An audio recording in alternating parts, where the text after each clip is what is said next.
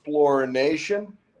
It is great to be here with you. John Lynskey with episode 1 of season 3, looking back with Lynskey, looking way back to Miami, Florida from scenic Macon, Georgia, actually.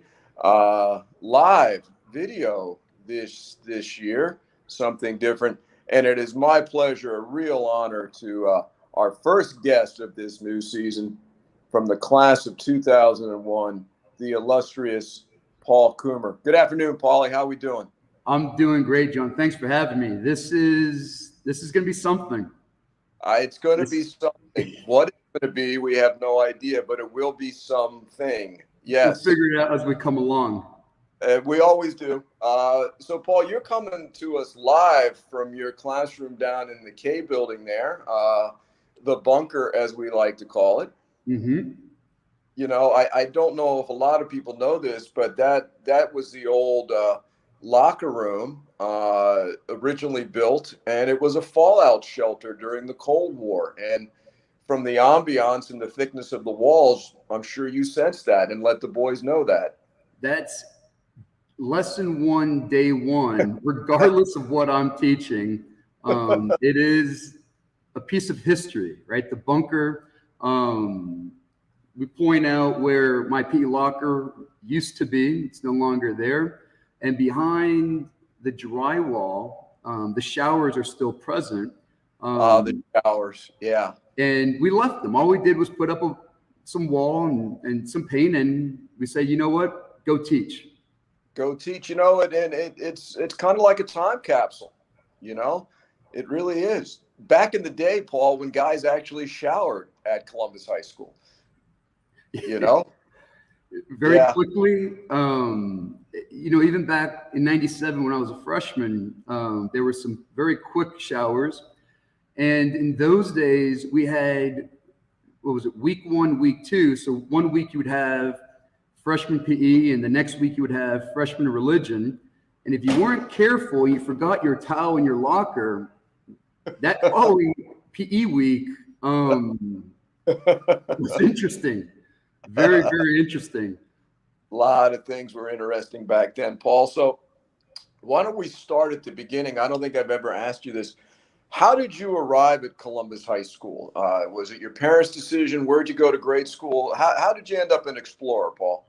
Oh, that's a long story, I guess. So I'm a Westchester boy. Very proud of the fact that my roots are in this small area of Miami. I have no connection to Columbus. You know, my mom was born in Cuba. She came over, you know, in the 60s after the revolution. My dad was born and raised in Pittsburgh. Eventually, he and my grandmother came down to South Florida, but settled in Deerfield Beach. So I had no real family connection. But being in Westchester, St. Brendan Church was my parish. St. Brendan Elementary was my school from K through 8. Okay. And what brought me to Columbus, probably more than anything else, and I think it happens with most boys, is football. I started playing over at Tamiami back in 3rd grade. My first coach was Bernie Brewer. How about that? By far one of the greatest humans in human history, with a bit of a temper. And yeah, a little bit. And I don't know what it was. You know, he was obviously associated with Columbus, and at some point in that first season, he gifted me a very 90s artifact, right? It was, what, 92? That first season was during Andrew. Yeah. And he gifted me a Christopher Columbus football half shirt. Oh, yeah. Yeah. And okay. At 8 years old, it was not a half shirt, it was a full shirt. And that shirt still exists today. That thing has been under my pads in every game I played from 3rd grade all the way up till college, and currently sits, like so many other things in my life, rolled up in a ball in a garbage bag, tucked away in a closet. And one of the few things that I have been able to negotiate that the wife cannot touch nor discard. So it's little things like that, little stories. Yeah. Paul, did you ever wash the shirt? I think that's the question. Once, I think, turn of the century, there's a lot of good plays in that shirt. Yeah. So we don't want to wash out the good. We just kind of keep on rolling. But another one who kind of brought me over, if you will, being next door at Little St. Brendan, after school, playing sports, making my way to the back field, I got to know Brother Heir. I began to slow my gait, and as I got close to the fence, I kind of peeked through and pressed my face against the fence and try to catch a snap here and a snap there of either fall practice or spring practice. And one day Brother Heir caught me, said, "What are you doing there, oye," or whatever. And very embarrassed of him. Always. And it was one year after another, and at some point he just said, "When are you going to make your way over here?" And then freshman year, he was actually the first person I met as I was coming through the lobby to go to the locker room. He recognized me and said, "You made it." So it was 5 or 6 years in the making. So while I had no real familial pull to the school, as you say, there's a Columbus guy everywhere, and a Columbus guy knows someone, and that's how I got here, right? There was no open house visit for me. I knew by the time I was in 8th grade, there was one place only. Never flirted with the idea of that other school. There is no other school. There is no other school. Exactly. Yeah. Okay. And being a Core Park Ram wasn't part of the equation. It was Columbus. So there was a lot banking on that entrance exam. Well, I mean, listen, Paul, when you look at some of the illustrious guys that have walked the hallway at Columbus High School, the entrance exam clearly isn't much of an issue. So, we're glad that you made it in. And, the skyline of downtown Westchester has changed a little bit since you were a kid, and including our new building, which is going up. But, so you get into Columbus, and, you made your mark as a football player. Let's just cut right to the chase.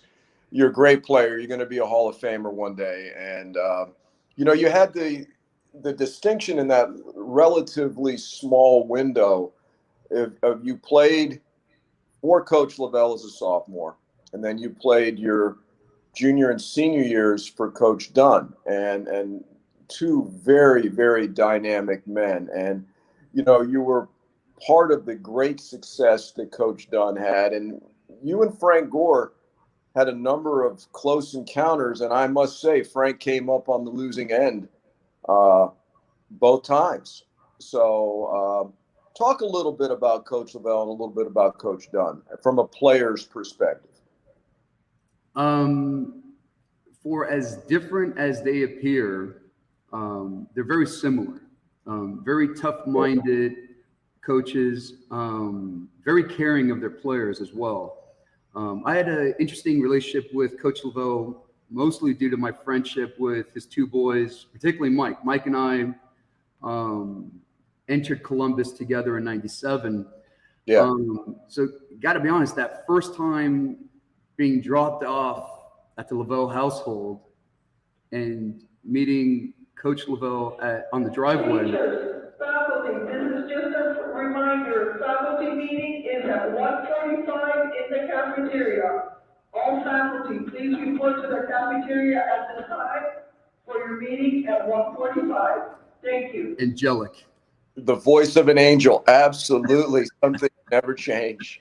Oh my. So yeah, you get dropped off at the Lavelle household, and that's an interesting experience. I must tell you, Paul, I don't think I've ever shared this with you. When I was a senior at Columbus, Coach Lavelle's sister came in town for the summer, and he had me I'm not going to use the term date.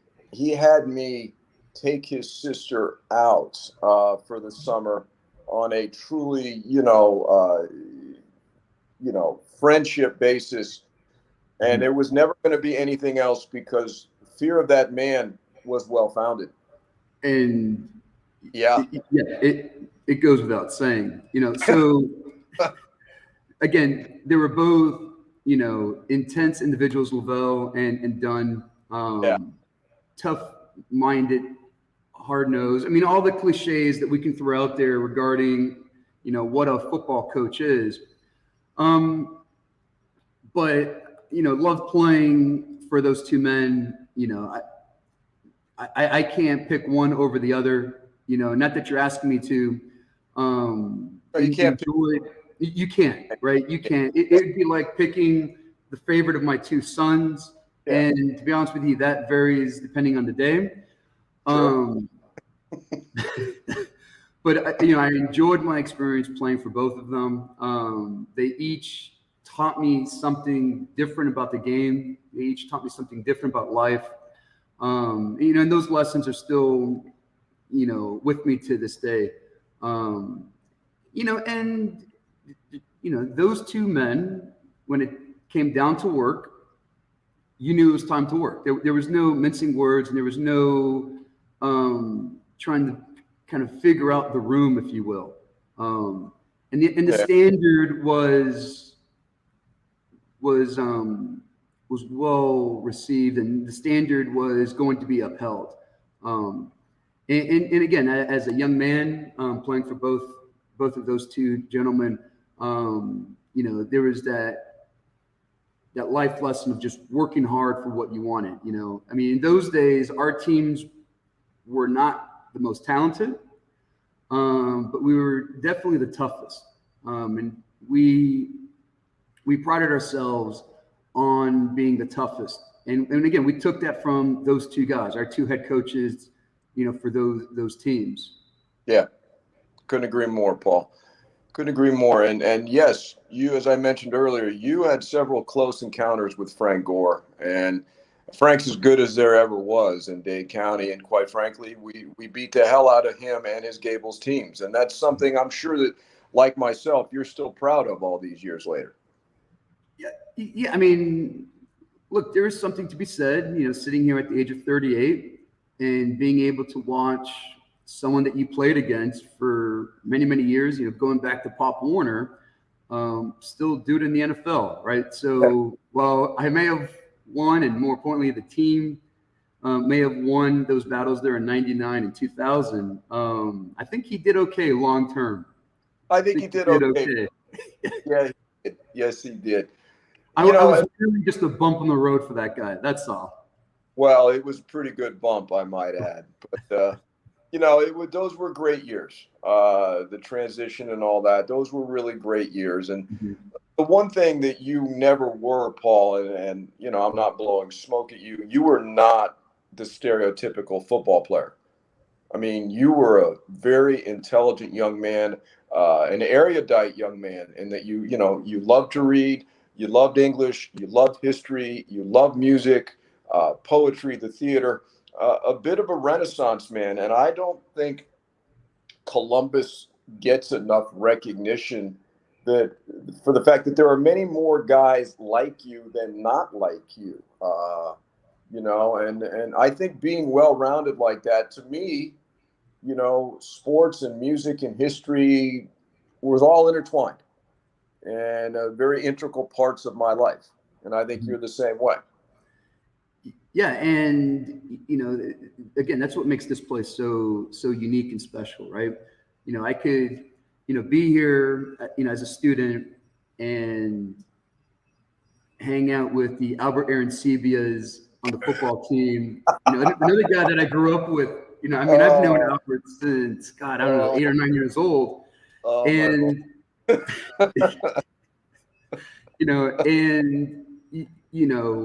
be your stereotypical meathead, lifting weights and, crushing skulls on the football field. But then at the same time, hang out with a good friend of mine and classmate, Pete Santamaria, and talk music, right? Yeah. and talk chord progression, and end up with another good classmate and friend in Randall Martinez and talk, history and politics. And, what was interesting then, and I see it now with my own students, there really is something for everyone here on campus. We pride ourselves on the clubs and the activities and the sports, but it's the kids that make up this school. It's the kids in the hallways, their unique interests, and it's this environment with the encouragement of our teachers, and had the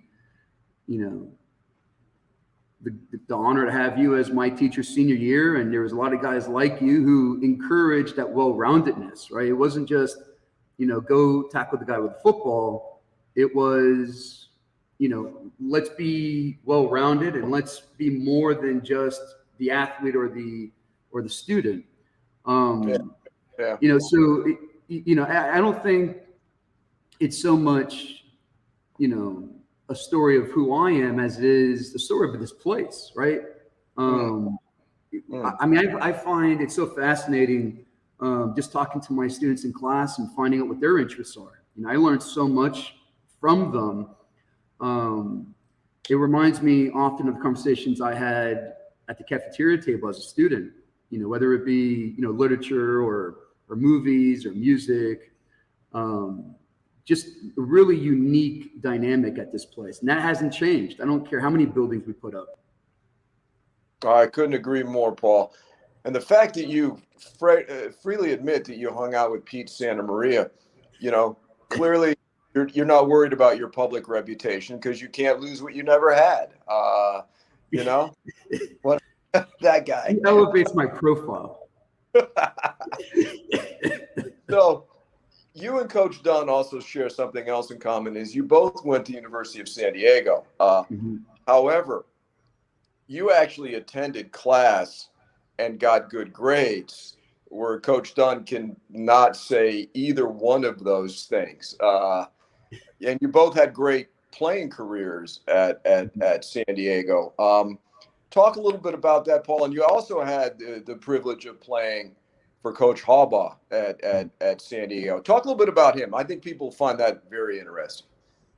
Yeah. So as you mentioned, I went out to San Diego for college, and I played for Dunn's coach, Kevin McGarry, who reminded me a lot of Coach Lavelle.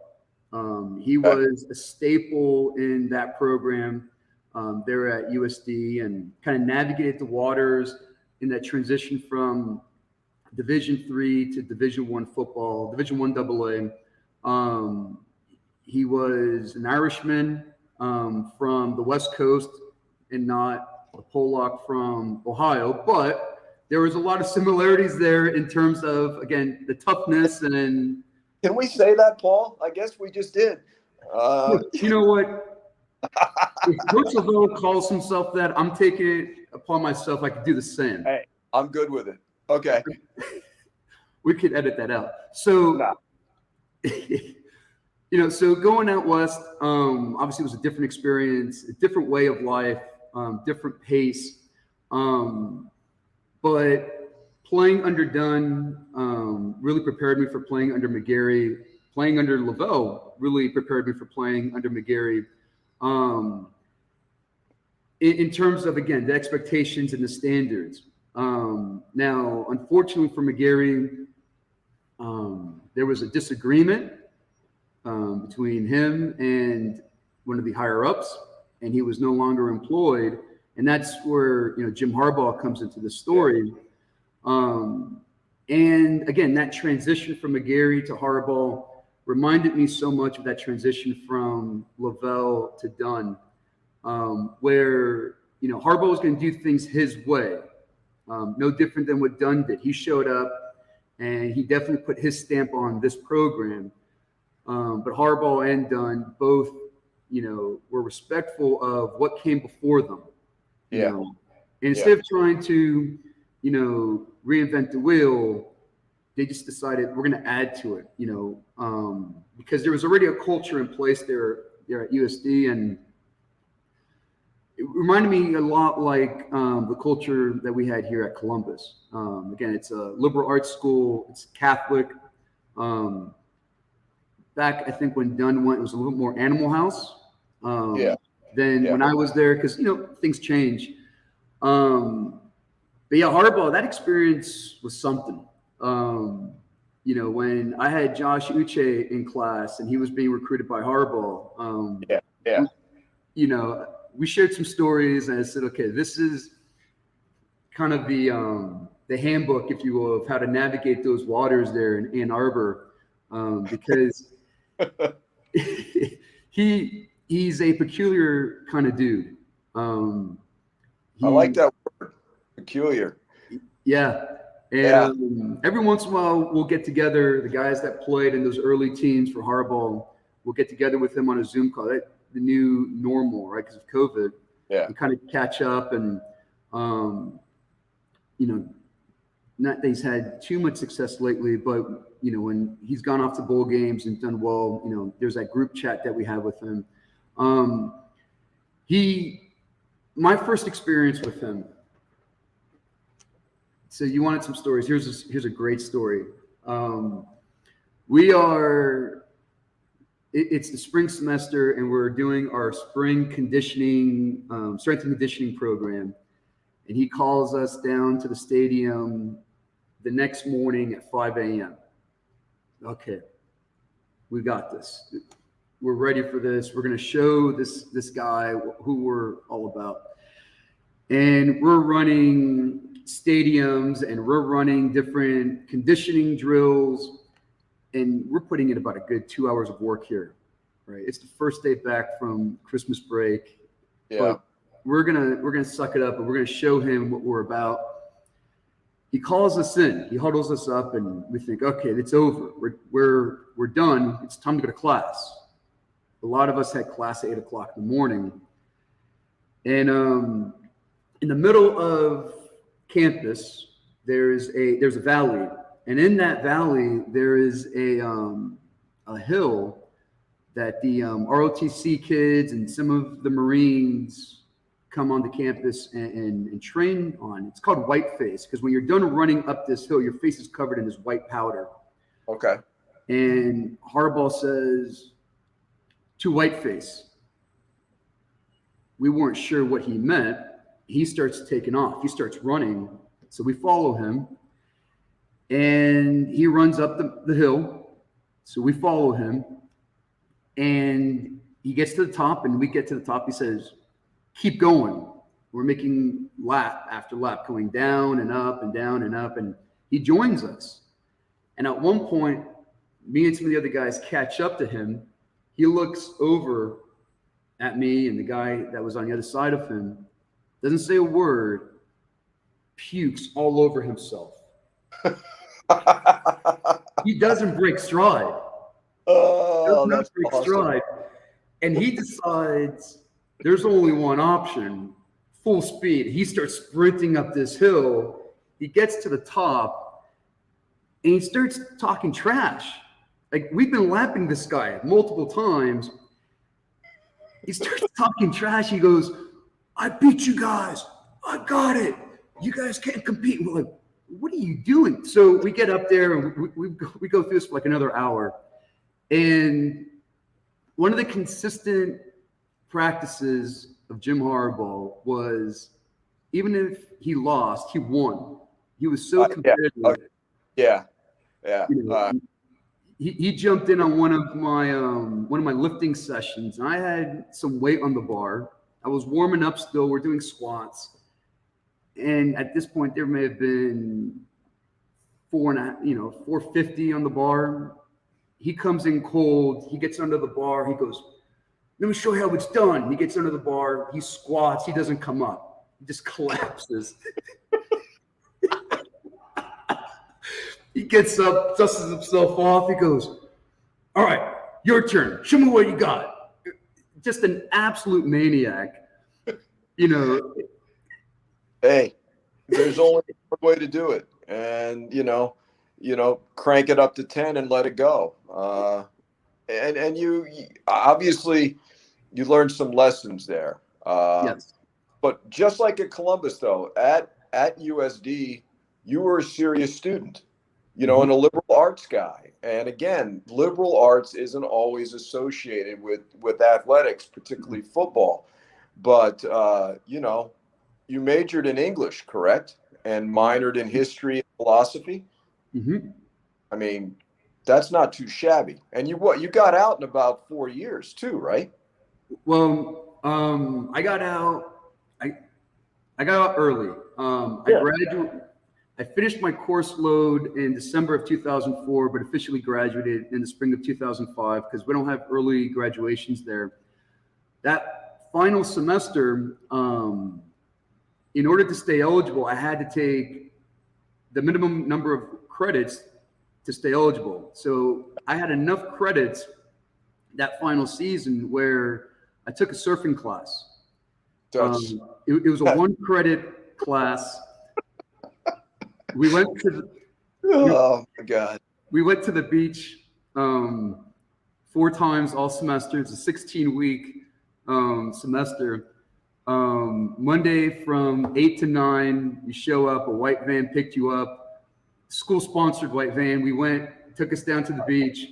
Oh, a Jeff Spicoli white van. Perfect. And, they'd rent some surfboards for us. We go out there, splash around the water. They bring us back to campus. And that was my final semester in college. And really, my last semester was football. That was Harbaugh's first year. I spent a lot of time with defensive coaches. I was a full-time football student, football player. His first staff there were all NFL guys. Our defensive coordinator and my position coach, Dave Adolph, was the defensive coordinator for the Raiders back when Howie Long was playing for him, and Ronnie Lott. He coached under Schottenheimer with the Chiefs. He was Derek Thomas's DC and linebacker coach. So he's been around. He knew some things, and I learned a lot from him. I learned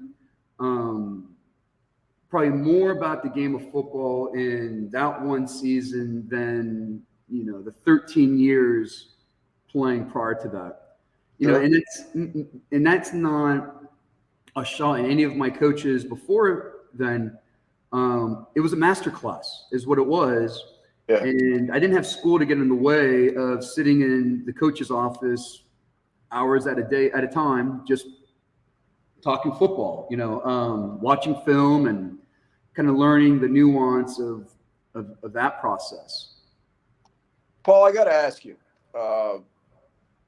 physically, you've got issues. Was it worth it? Yeah, I mean, and I've told you before, dumbest thing I ever did was continue playing when I got hurt that second game of my senior season. Yeah. And I would tell everyone, especially my own boys, not to do that. But I was 21. I was young. I was dumb. And, at that point, I couldn't imagine what it would be like not to give it a shot. Now, granted, knowing what I know now, after the doctor, did the CT scans and the MRIs and X-rays and said, yeah, you were kind of an awkward hit away from several bad things happening. I guess hindsight's 2020. I don't regret it. Body hurts, getting out of bed at certain times doesn't feel good. I have a new superpower. I know when it's about to rain. I can feel it. Feel it in my neck. I can feel it in my back. But there were so many great relationships, so many great people that I met, some great experiences, without going through everything, without playing, without doing any of that. I mean, I never would have known that Des Moines, Iowa existed. I I would. Well, yeah. I mean, and being there once is enough, of course. Being there twice is overkill.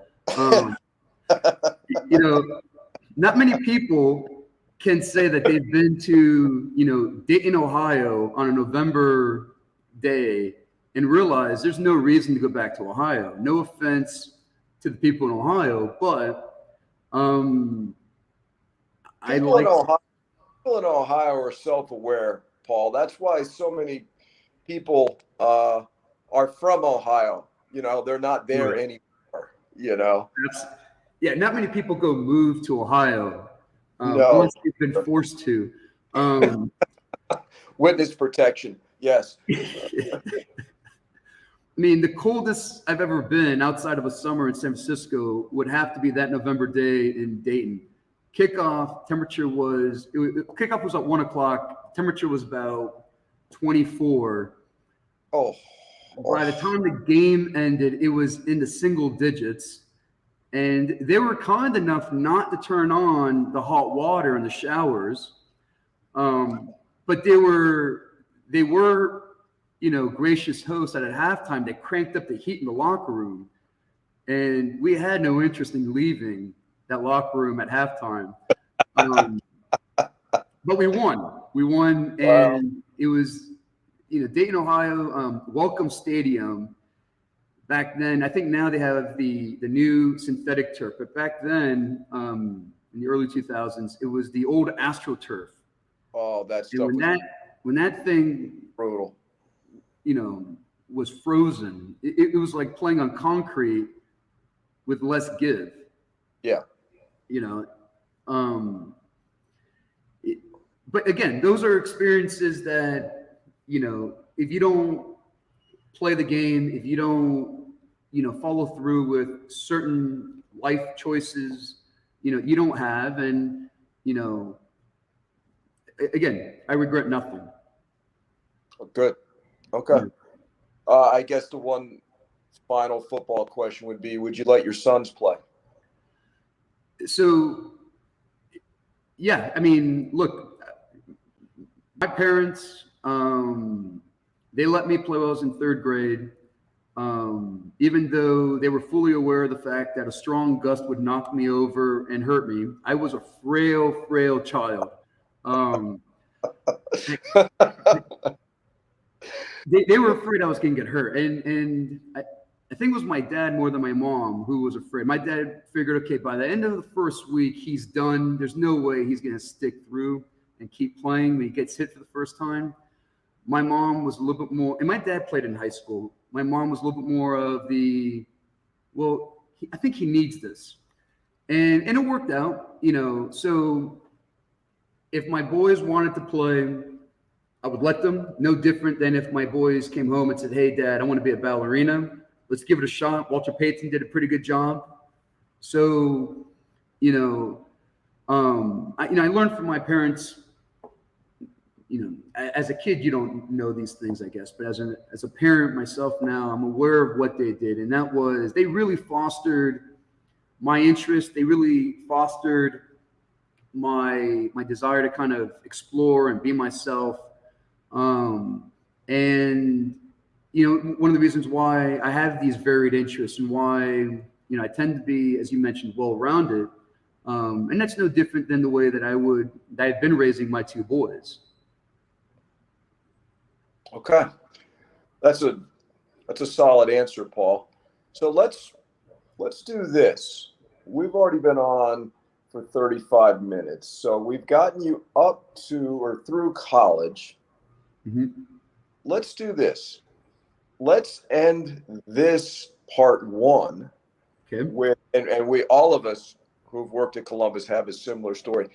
Tell us how you got hired at Columbus High School, and then we'll segue into part two on your Columbus teaching career. But I know how I got hired, which was ridiculous. How did you get hired at Columbus High School? Okay, so it's January 2005. My post-undergrad plan was take my pickup truck that I left, here in Miami, back to San Diego, and figure it out. It was a great plan. I was going to figure it out. Yeah, no plan at all is a great plan, Paul. Yes. I was embodying Jack Kerouac. I was on the road. Well, I can live with that. Okay.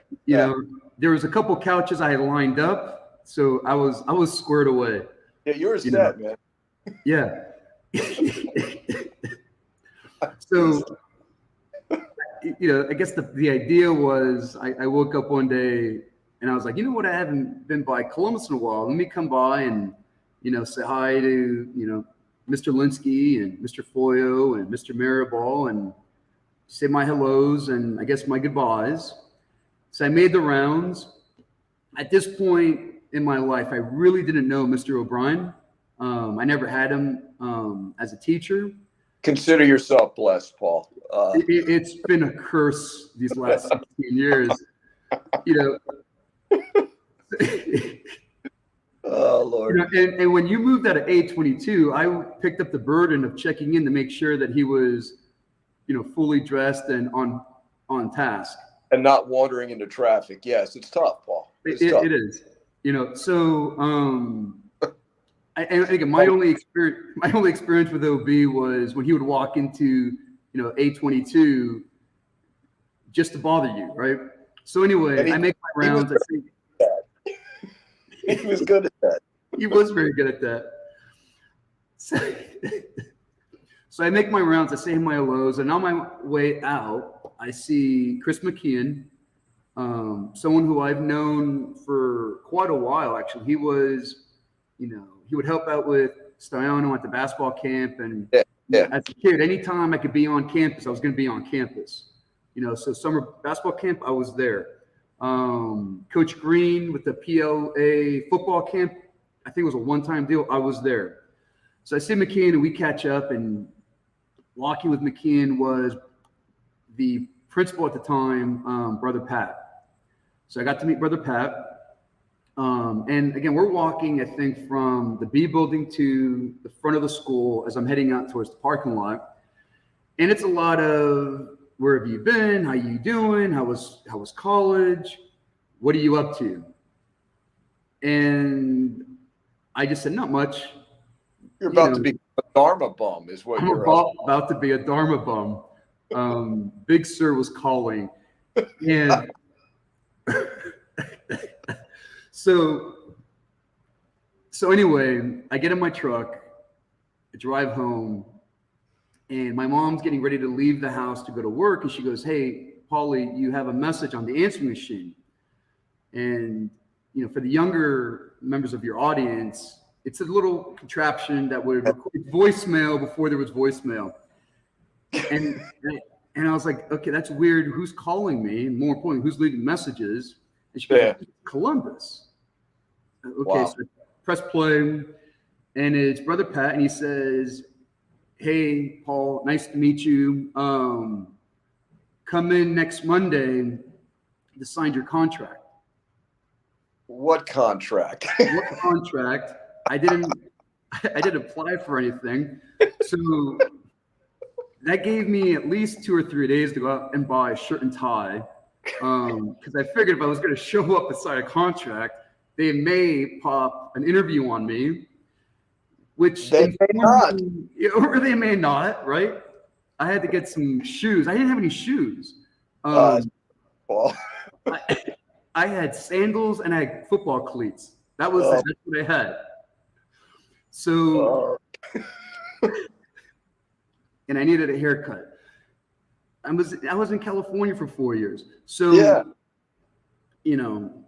California dreaming. And so I got a shirt and tie, showed up, signed my contract, and the rest, as they say, is history.